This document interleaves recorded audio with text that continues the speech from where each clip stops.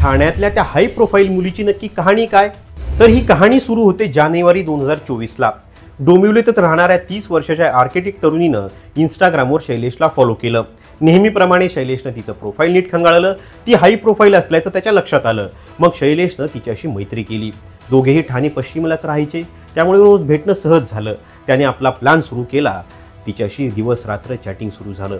डेटिंगवर घेऊन जाऊ लागला आणि मैत्रीच्या बहाण्याने त्याने हळूच प्रेमाला हात घातला।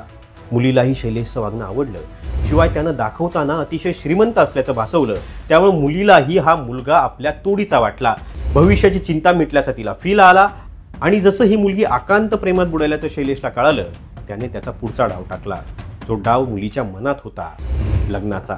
शैलेशनं मुलीला लग्नाची मागणी घातली। मुलीनंही होकार दिला आणि या दोघांचा प्रवास कपल गोलकडे सुरू झाला। शैलेशनं तो डाव टाकला ज्याच्यासाठी हा खेळ रचला होता।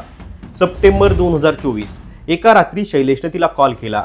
घाबरलेल्या आवाजात तो तिला म्हणाला, घरावर धाड पडलीये, मी पूर्ण अडकलोय, ईडीची धाड आहे आणि त्यांनी 90 लाखाची मागणी केलीये। तू मला हे पैसे दे, मी सुटल्यावर तुला हे पैसे परत करतो, पण आता जर त्यांना मी हे पैसे दिले नाहीत तर मला जेलमध्ये जावं लागेल।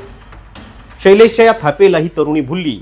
तिने तातडीने सोन्याचे दागिने आणि काही रोख रक्कम असे मिळून तब्बल 92,75,000 रुपये शैलेशला पाठवून दिले आणि जसे शैलेशला पैसे मिळाले, शैलेश तिथूनच फिरण्याची सुरुवात झाली।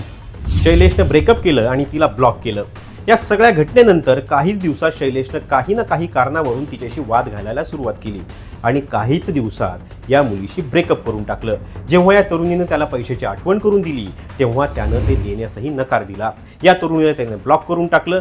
दरम्यान हा झाला प्रकार तरुणीने तिच्या वडिलांना सांगितला, तेव्हा त्यांना जबर धक्का बसला आणि त्यानंतर पीडितेसह तिच्या वडिलांनी ठाण्याच्या विष्णुनगर पोलिसात धाव घेतली।